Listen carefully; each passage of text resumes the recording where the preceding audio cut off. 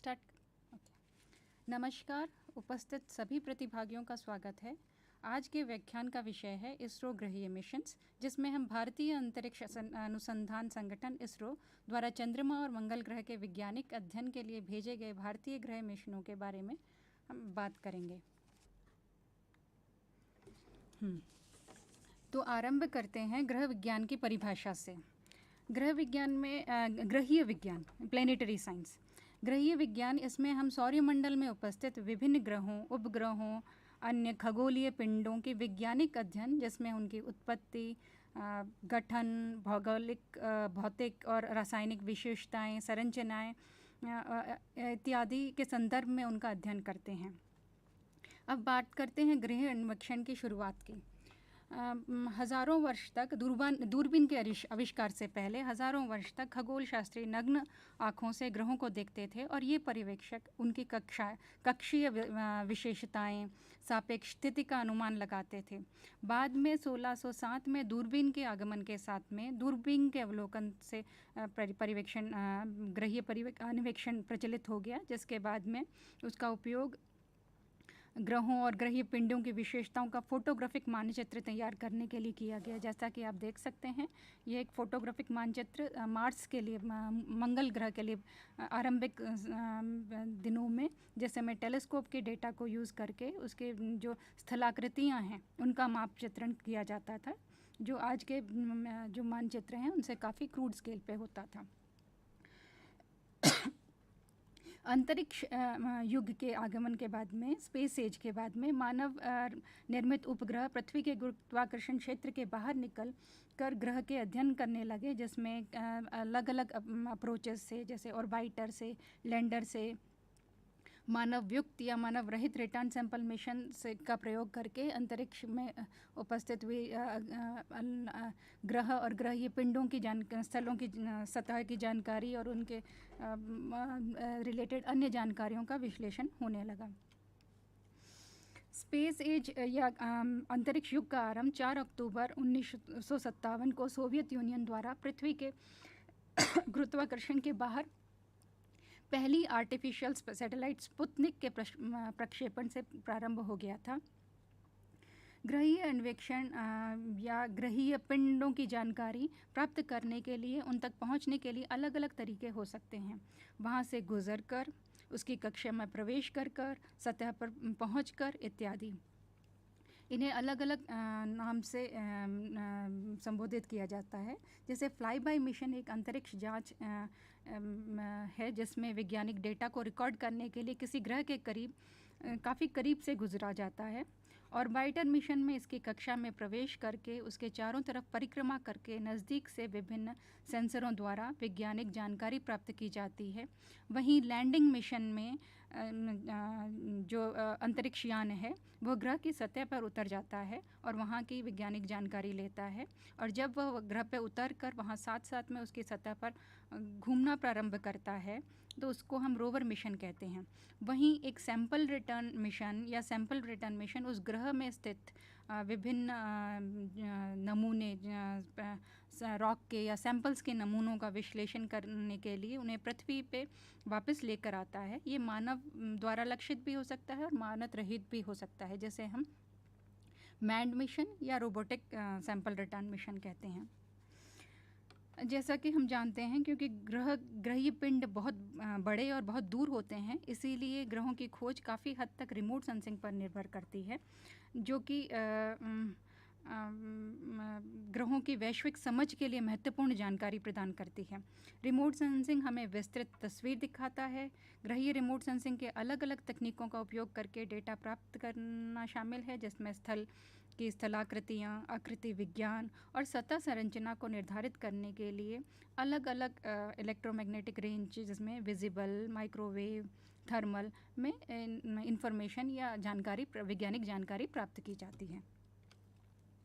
ये कुछ एग्जाम्पल्स हैं, उदाहरण हैं फ्लाई बाई और ऑर्बिटर और लैंडर और रिटर्न सैंपल मिशन के। जैसा कि देख सकते हैं, मेराइनर 2 मंगल का एक फ्लाई बाई मिशन था। वेनेरा वीनस का ऑर्बिटर मिशन है।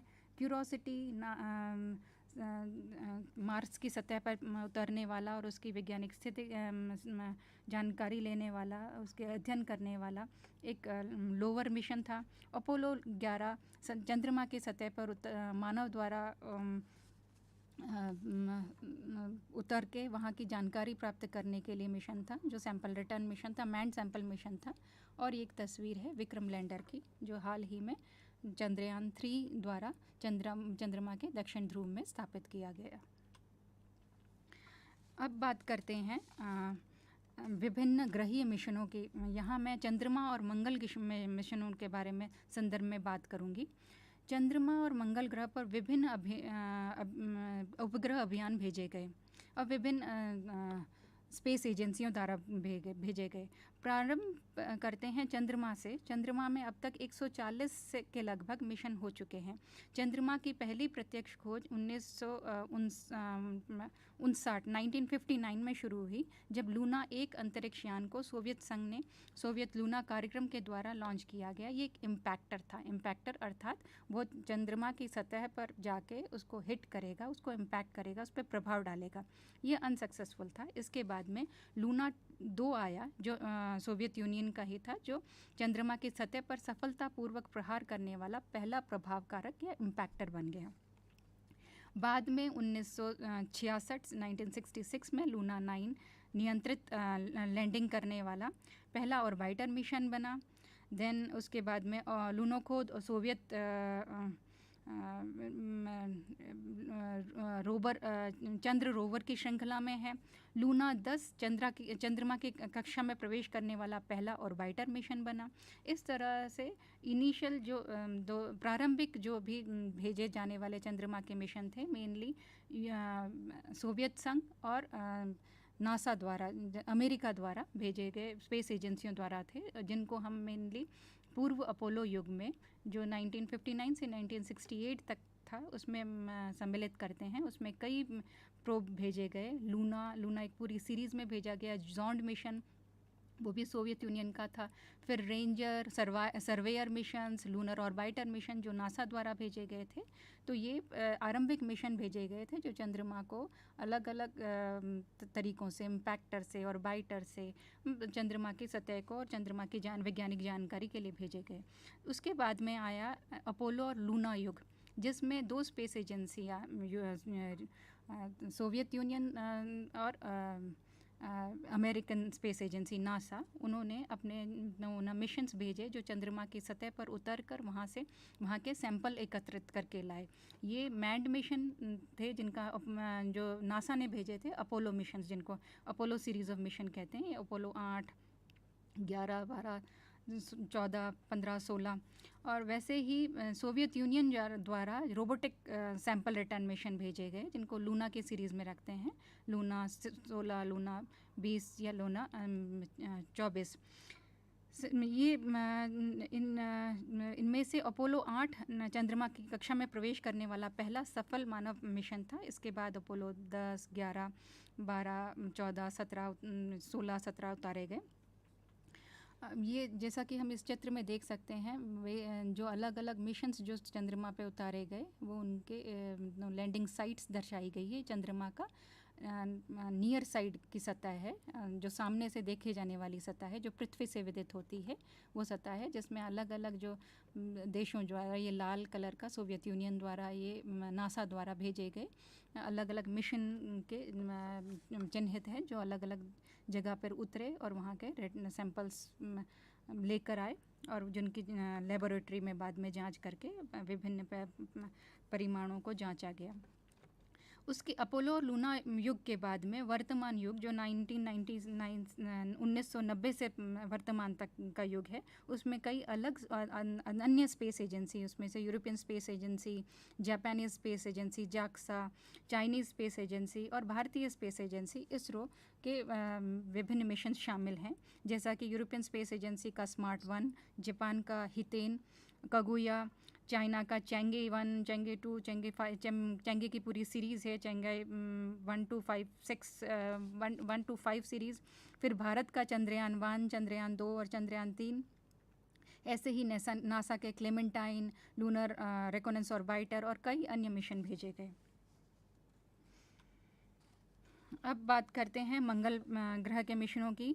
मंगल ग्रह के मिशनों को भी अलग अलग अवधियों में विभाजित कर सकते हैं, जैसा कि हम देख सकते हैं। शुरुआत से 1960 के दशक में मेनली जो मंगल का एक्सप्लोरेशन होता था वो फ्लाई बाय मिशन से होता था, जो वहाँ से गुजर कर वहाँ की जानकारी लेता था। उसमें से एक उदाहरण है मराइनर मिशंस का। मराइनर 4 पहला फ्लाई बाय मिशन है जो चंद्रमा यानी मंगल की सतह को ऑब्जर्व करने के लिए मिशन भेजा गया था। फिर शुरुआत होती है ऑर्बिटर मिशंस की, जो 1969 से अभी तक चल रहे हैं। उसमें से कई मिशंस भेजे गए, जिसमें European space agency, Soviet union और नासा, अमेरिकन स्पेस एजेंसी, और भारत का नाम भी भारत भी इसमें शामिल है। इसमें कई मिशंस जैसे Mars, Viking, Phobos, Mars Global Surveyor, Mars Odyssey, Mars Express, Mars Reconnaissance Orbiter, Mars Orbiter Mission, MAVEN mission और एक्सोमार्स शामिल हैं। फिर तीसरा हमने ग्रुप किया है लैंडर और रोवर का, जो 1962 से 1971 से स्टार्ट हो गया था, जिसके अंतर्गत मेनली यूरोपियन स्पेस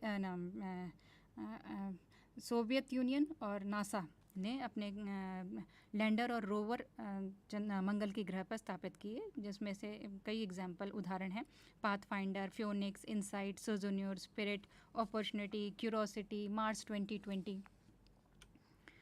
मार्स के बाद में हम आते हैं चंद्रमा के मिशंस पे। चंद्रयान 1 पे, भारतीय चंद्र मिशन। चंद्रयान 1 22 अक्टूबर 2008 को श्रीहरिकोटा से PSLV C11 द्वारा प्रक्षेपित किया गया, जो 8 नवंबर 2008 को चंद्रमा पर पहुंचा। ये एक ऑर्बिटर और इम्पैक्टर मिशन था, जिसमें भारत, ब्रिटेन, जर्मनी, स्वीडन और बुल्गारिया में निर्मित 11 वैज्ञानिक उपकरण थे। इसमें कुल मिला के जो 11 पेलोड थे, उसमें से 5 इसरो के पेलोड थे और ये अन्य स्पेस एजेंसी, जिसमें यूरोपियन स्पेस एजेंसी और अमेरिकन स्पेस एजेंसी नासा सम्मिलित हैं। तो जैसा कि मैंने कहा कि इसमें एक ऑर्बिटर था और ये एक इम्पैक्टर था। ऑर्बिटर में ये 11 पेलोड थे, और इम्पैक्ट जो प्रोब था, जिसको मून इम्पैक्ट प्रोब कहा गया, जो भारत में निर्मित था, जिसने मिशन की शुरुआत में 14 नवंबर 2008 को अपना मून इम्पैक्ट प्रोब जारी किया, और जिसका उद्देश्य दक्षिणी ध्रुव में वांछित स्थान, एक परमानेंटली शेडोड क्रेटर था जिसका नाम था शेकल्टन क्रेटर, पर उस पर इम्पैक्ट किया और उसमें उसको वहाँ पर अत्यधिक संवेदनशील उसमें जो इंस्ट्रूमेंट्स थे, मास स्पेक्ट्रोमीटर, एक वीडियो कैमरा और एक रेडार अल्टीमीटर था, जिसने जहाँ पर उस इम्पैक्ट किया वहाँ की साइट की वीडियो इमेजिंग के अलावा उसके स्पेक्ट्रोमेट्रिक और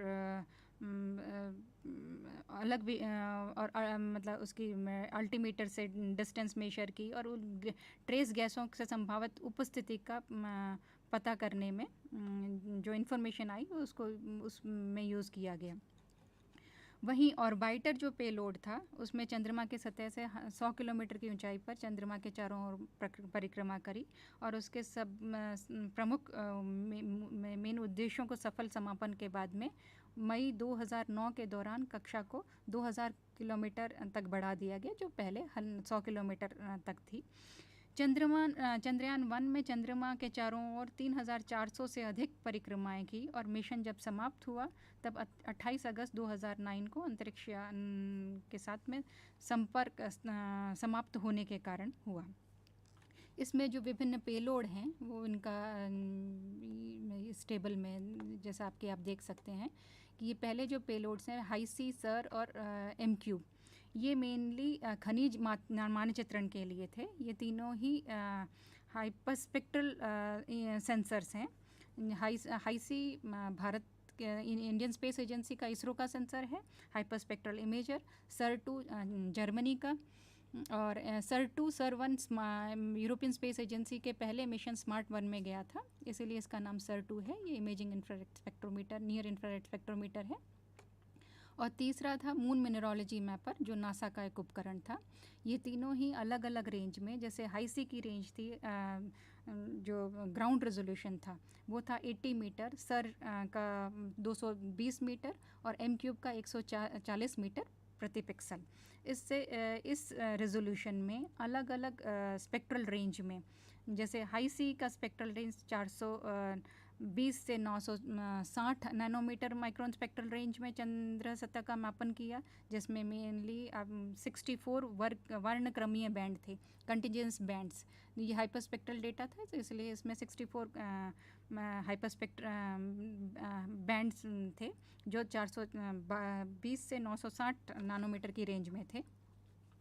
सर में मेनली 256 स्पेक्ट्रल बैंड्स थे, और जिसने 220 मीटर रेजोल्यूशन पे, और इसकी रेंज थी 940 से 2400 नैनोमीटर की, 940 से 2400 नैनोमीटर की रेंज में उसका अध्ययन किया। ये पॉइंट स्पेक्ट्रोमीटर था। वहीं M cube moon mineralogy mapper ने 430 से लेकर 3000 नैनोमीटर में 140 मीटर प्रति पिक्सल की रेजोल्यूशन से 85 हाइपरस्पेक्ट्रल बैंड के द्वारा खनिजों की उपस्थिति की संरचना का चिन्हन और मानचित्रण अध्ययन करने में उसका उपयोग किया गया।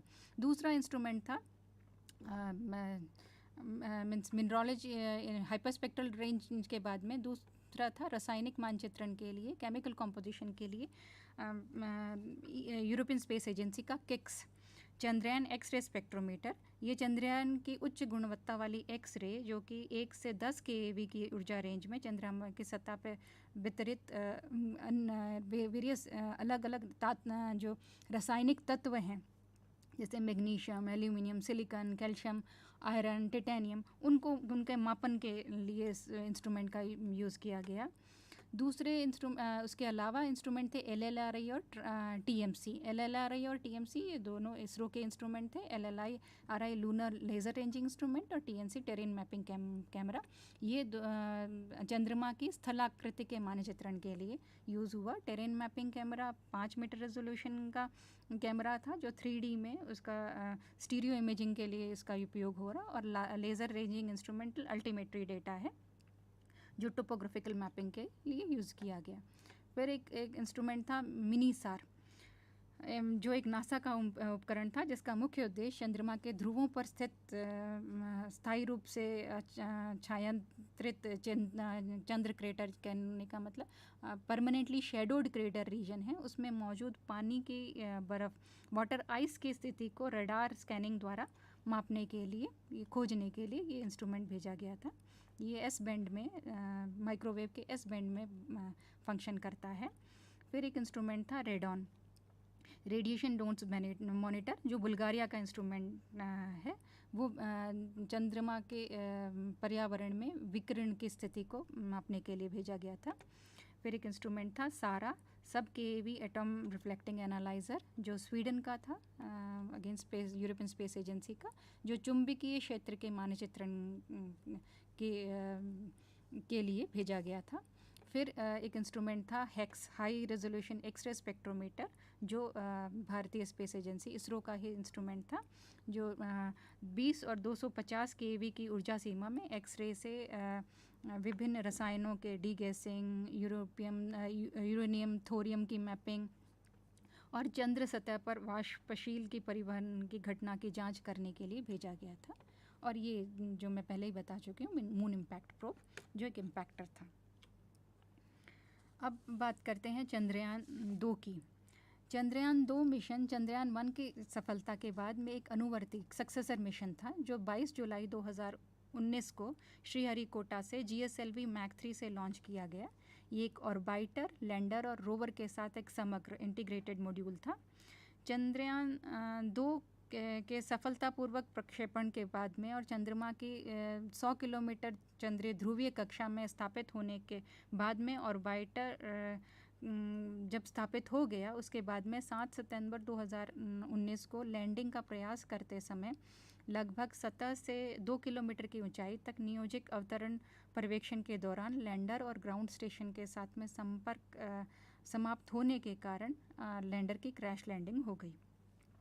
हालांकि ऑर्बिटर और उसके सभी पेलोड चंद्रमा के चारों ओर 100 बाई 100 किलोमीटर की कक्षा में परिचालित हैं और अभी भी वो अपना काम सुचारू रूप से कर रहे हैं, ऑब्जर्वेशंस ले रहे हैं।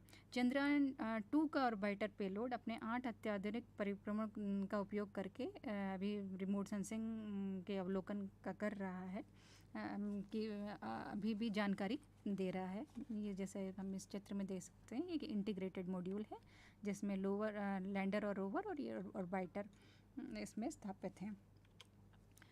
चंद्रयान 2 मिशन पूर्णतः स्वदेशी और तकनीकी रूप से उन्नत मिशन है। यह चंद्रयान सतह पर सॉफ्ट लैंडिंग और रोविंग के लिए प्रमुख प्रौद्योगिकियों का विकास और प्रदर्शन करना इसकी मुख्य उद्देश्य है। ये पिछले मिशनों से प्राप्त ज्ञान को विस्तार करने के लिए के उद्देश्य से भेजा गया है। चंद्रमा की स्थलाकृति, सतही विज्ञान, खनिज, रासायनिक संरचना, केमिकल कॉम्पोजिशन, चंद्रमा की रेगोलिथ, उसकी सरफेस पे जो स्थित जो सॉइल है उसको रेगोलिथ कहते हैं, उसकी थर्मोफिजिकल प्रॉपर्टीज़ को, विशेषताओं को पढ़ने के लिए और उसकी विरल वायुमंडल की संरचना का अध्ययन करने के लिए उसमें जो विभिन्न सेंसर्स हैं, विभिन्न इंस्ट्रूमेंट्स हैं, वो उनका अध्ययन करेंगे। इसमें जो उपस्थित सेंसर हैं वो वैश्विक और क्षेत्रीय स्तर पर, रीजनल और लोकल स्केल पे सतह की संरचना, खनिज की पहचान और उनका मानचित्रण करेंगे, उनकी मैपिंग करेंगे। चंद्र रेगोलिथ की 3D डायमेंशनल मानचित्र, 3 डायमेंशनल मैपिंग करेंगे। फिर निकट सतह पर प्लाज्मा पर्यावरण का माप और चंद्र आयन मंडल के इलेक्ट्रॉन घनत्व का अध्ययन करेंगे।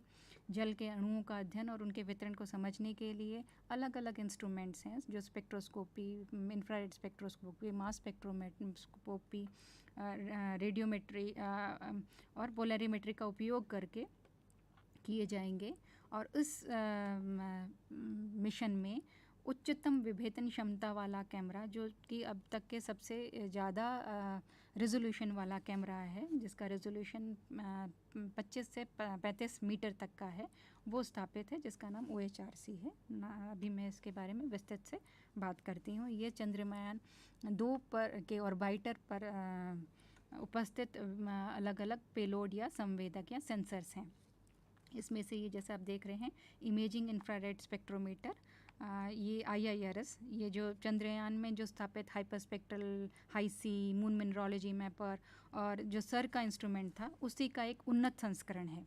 ये चंद्रमा की सतह को 80 मीटर के ग्राउंड रेजोल्यूशन और 20 किलोमीटर के स्वाथ कवरेज के साथ में 256 बैंड्स में चंद्र सतह का परावर्तन को, उसके रिफ्लेक्टेंस को मापेगा।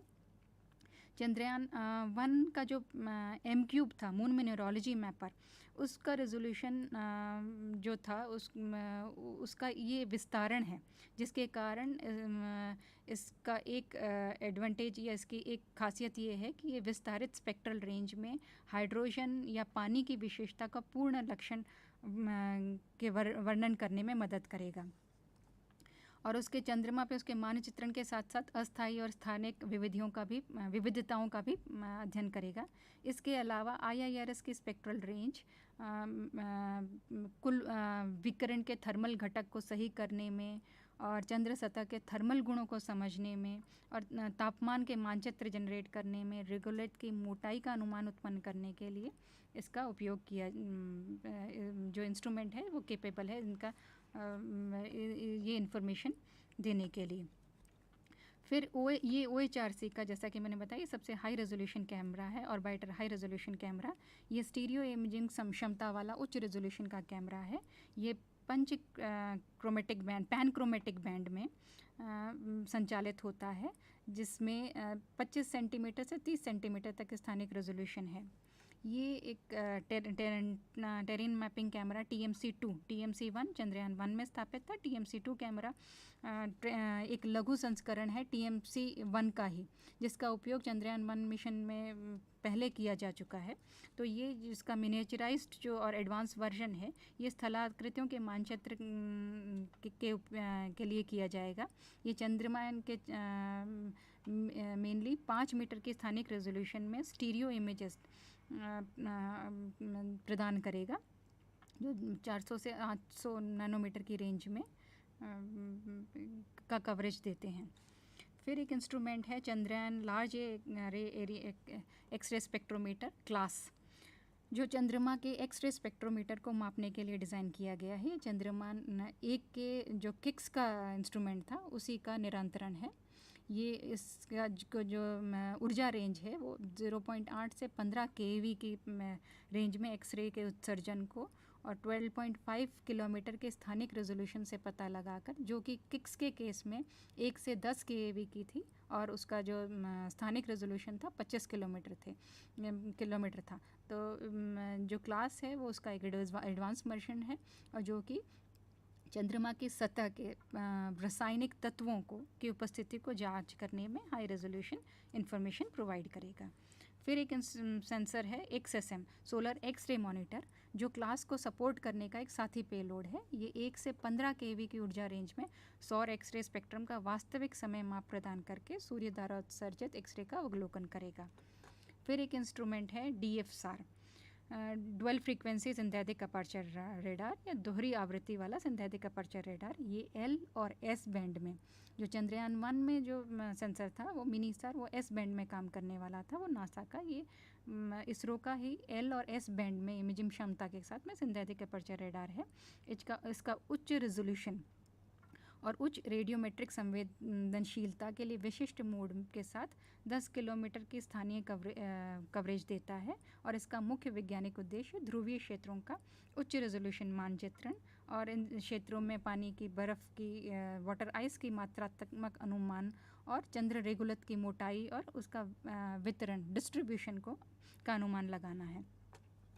फिर एक इंस्ट्रूमेंट है Chandrayaan atmospheric composition explorer Chase 1 Chandrayaan 1 के मून इम्पैक्ट प्रोब के साथ में भेजा गया था। तो ये चंद्रयान 2 में इसका जो सक्सेसर है जो चेज़ 2 के नाम से कहलाता है।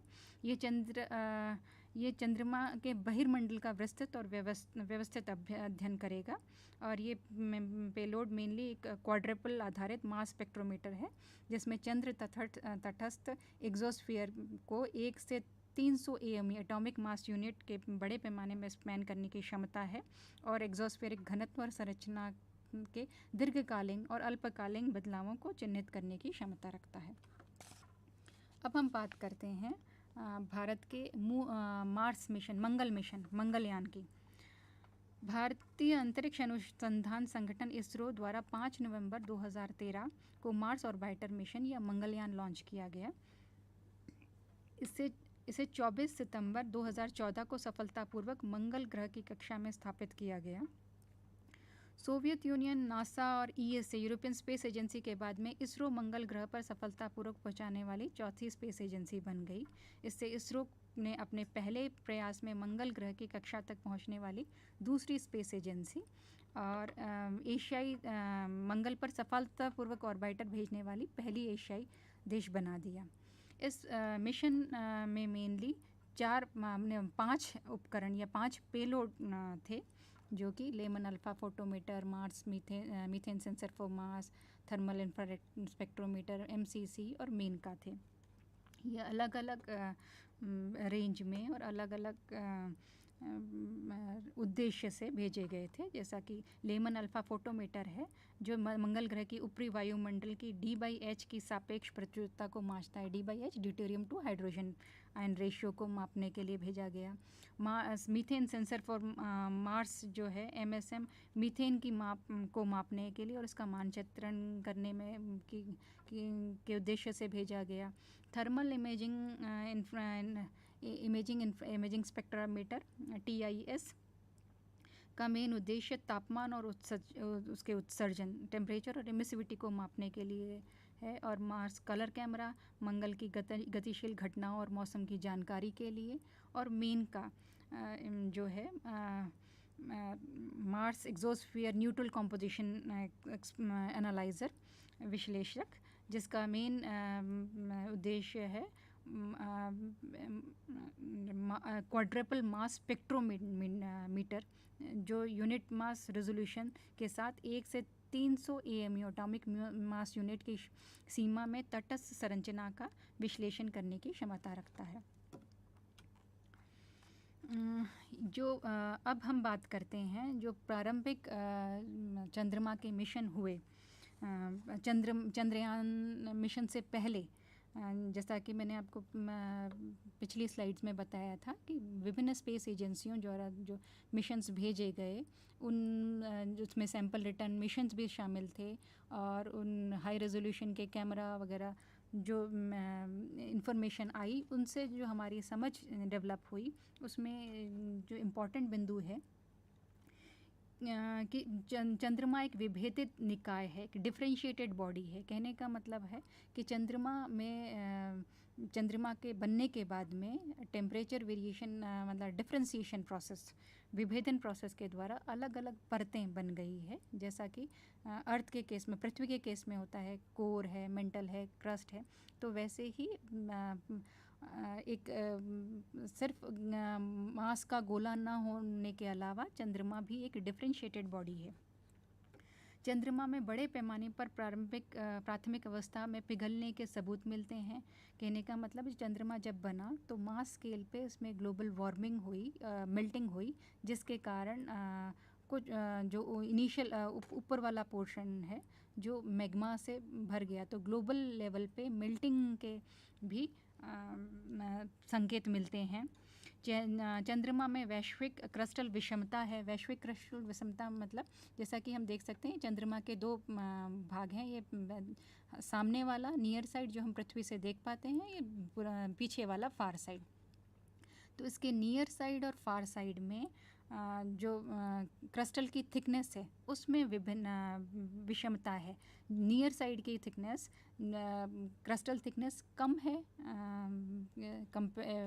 इसके कंपैरिजन में फार साइड की थिकनेस में। कहने का मतलब है कि जो सामने की जो सतह है वो रिलेटिवली फार साइड की सतह से कम थिक है, कम चौड़ाई वाली है। चंद्रमा पे जीवन और जैविक रसायन नहीं है, कोई जीवन की उपस्थिति नहीं है, और जो जैविक रसायन है, ऑर्गेनिक मटेरियल है, वो बिल्कुल डेफिशिएंट है। चंद्रयान पर रासायनिक रूप से पृथ्वी के समान लेकिन रिफ्रैक्टेड तत्वों की समृद्ध और जो रासायनिक केमिकल कॉम्पोजिशन है वो ज़्यादातर पृथ्वी से मिलती है, पर उसमें से जो ज़्यादातर रसायन हैं वो रिफ्रैक्टरी हाई मेल्टिंग पॉइंट वाले एलिमेंट्स हैं और मेनली जल विहीन है। चंद्रमा में बिल्कुल भी हाइड्रोजन और हाइड्रोक्सिल आयन की विहीनता है। पृथ्वी की तरह ही चंद्रयान में जैसे पृथ्वी पे चुंबकीय क्षेत्र है, वैसे ही चंद्रमा पे कोई चुंबकीय क्षेत्र नहीं है और बहुत कम या कोई धातु कोर नहीं है। जैसा कि पृथ्वी में कोर, मेंटल और क्रस्ट है, वैसे ही चंद्रमा में ऐसा कोर नहीं है, जिसके कारण उस पर चुंबकीय क्षेत्र नहीं है। तो ये सारी जानकारियाँ हमें पूर्व मिशन की जो एनालिसिस है उनसे समझ में आई। चंद्रयान 1 और चंद्रयान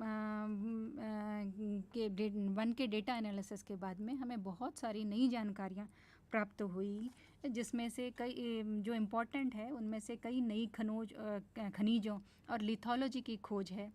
चंद्रयान 1 मिशन से पहले जो निष्कर्ष थे उसमें जैसा बताया गया था कि हाइड्रोजन या हाइड्रोक्सिल आयन नहीं है, पर इसमें हाइड्रोक्सिल और हाइड्रोजन आयन की पुष्टि की गई।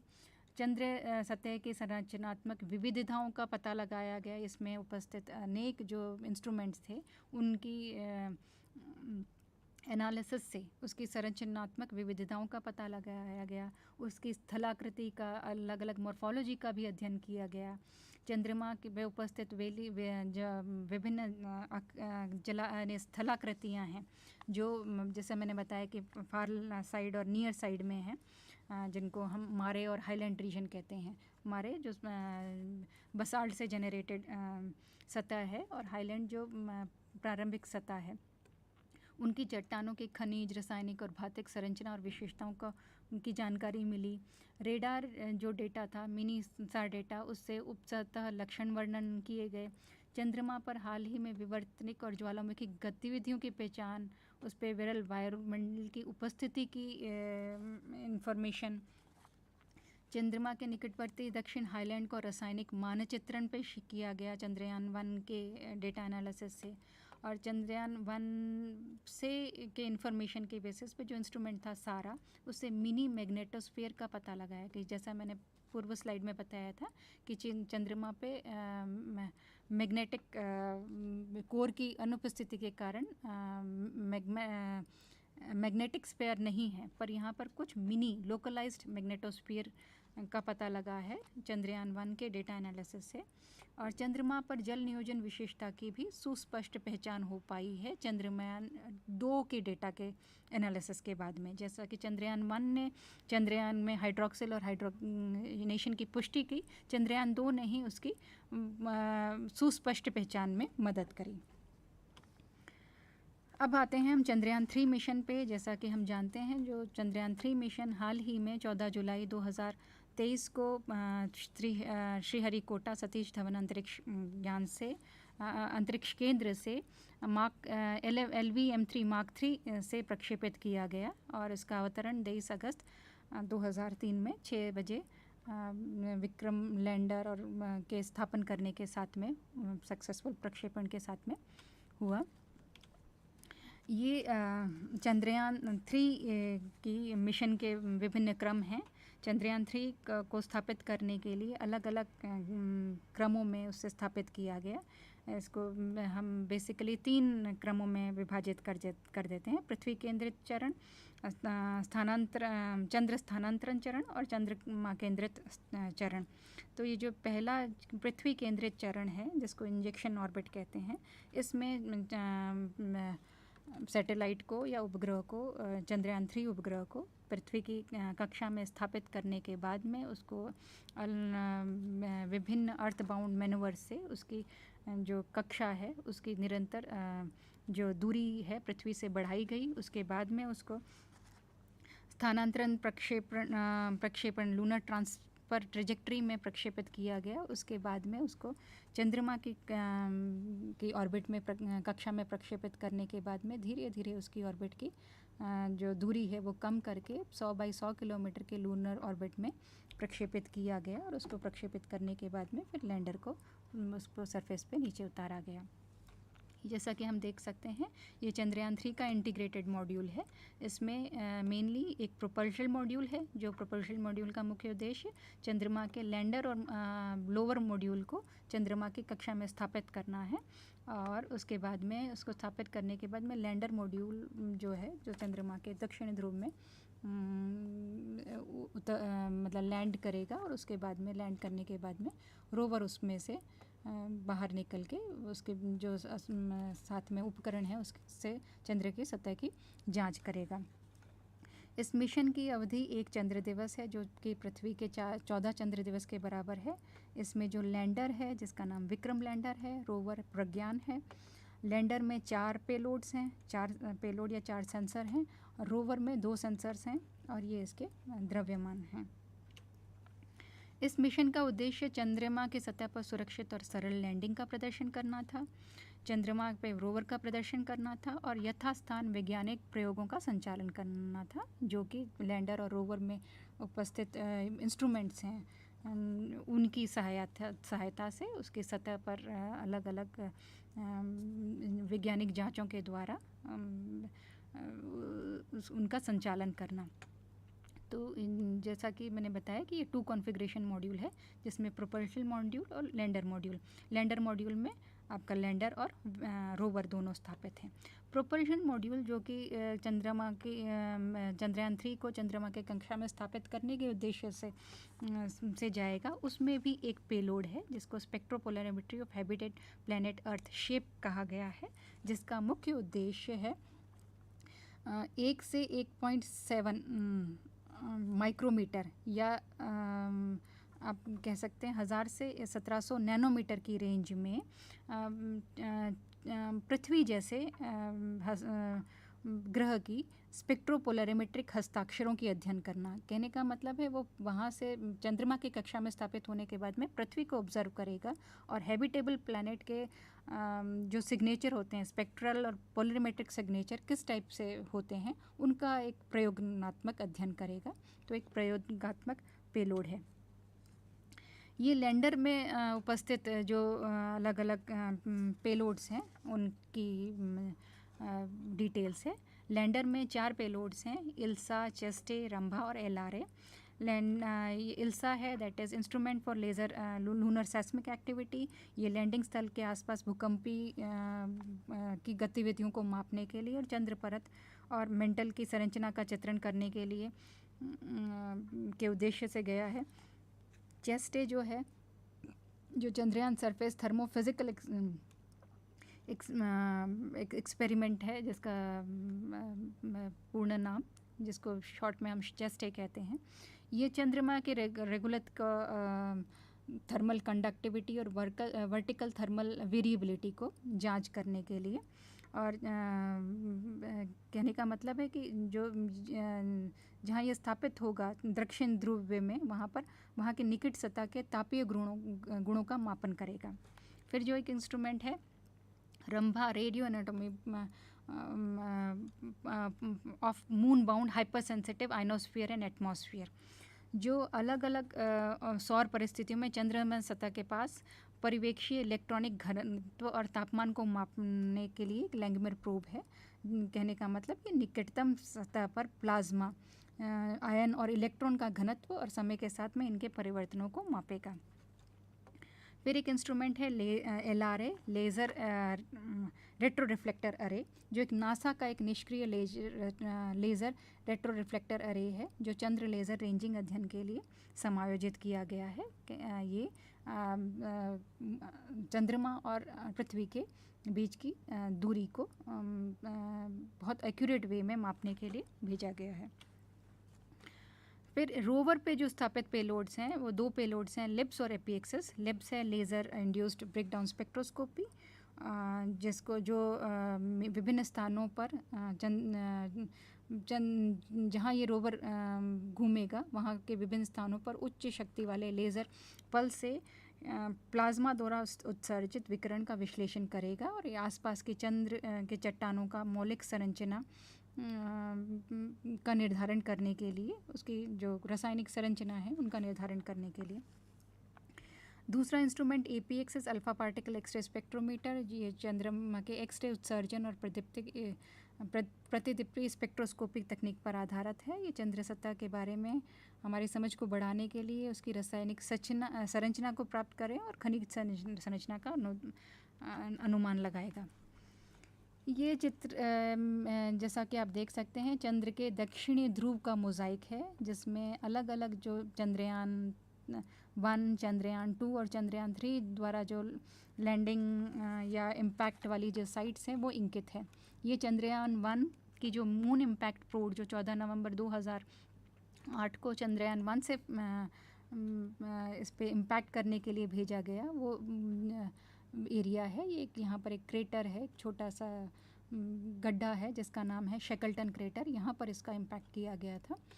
ये चंद्रयान 2 की लैंडिंग और रोविंग साइट है, जहाँ पर चंद्रयान 2 की क्रैश लैंडिंग हुई थी।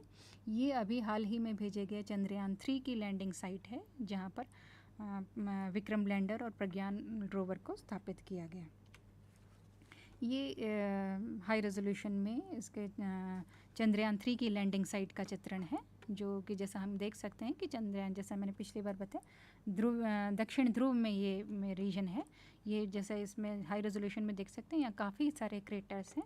इसमें से जो सबसे जो प्रोमिनेंट बड़ा क्रेटर है मैंजिनस और बॉसी गोल्ड, उनके बीच में ही मैंजिनस यू और बॉसी गोल्ड सी क्रेटर है, उनके बीच में ये 69 डिग्री 36 साउथ दक्षिण और 32.34 डिग्री ईस्ट में ये स्थान स्थापित है, जिसको अभी शिव शक्ति पॉइंट का नाम दिया गया है। ये लैंडर रैम्प से नीचे उतरते हुए चंद्रयान 3 के रोवर का दृश्य।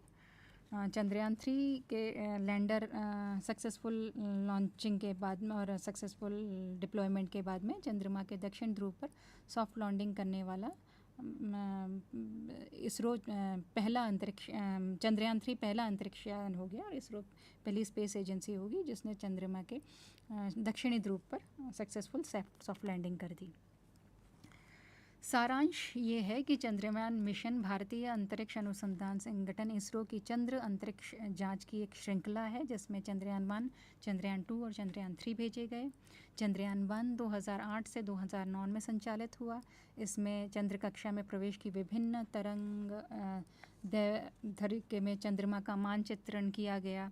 चंद्रयान 1 मिशन ने बहुपक्षीय अंतर्राष्ट्रीय सहयोग के लिए उत्कृष्ट अवसर प्रदान किए, जिसमें के परिणाम स्वरूप कई महत्वपूर्ण निष्कर्ष और खोजें हुई। वहीं चंद्रयान 2 22 जुलाई 2019 में जो लॉन्च किया गया था, इसने अंतरिक्ष यान में एक ऑर्बिटर, लैंडर और रोवर शामिल थे।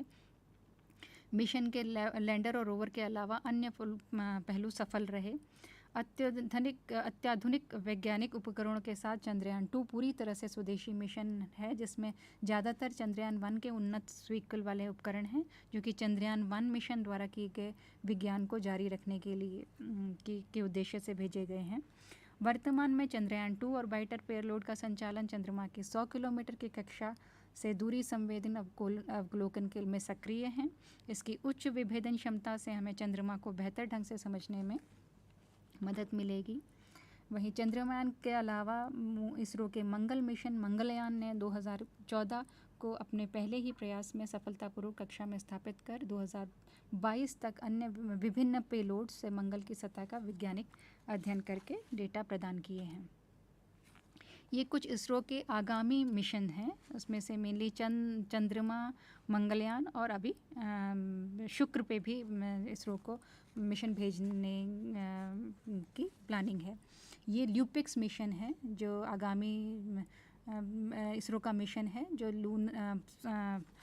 चंद्रमा के पोलर रीजन में भेजा जाएगा। ये एक कोलैबोरेटिव मिशन है, जिसमें इसरो के साथ साथ जापान के कोलैबोरेशन के साथ में जापान के जापानीज स्पेस एजेंसी के साथ में कोलैबोरेट करके दक्षिण ध्रुव में एक रोबोटिक रोवर भेजा जाएगा, जो जैसा कि चंद्रयान 1 का जो मिशन लाइफ थी, एक चंद्र दिवस था।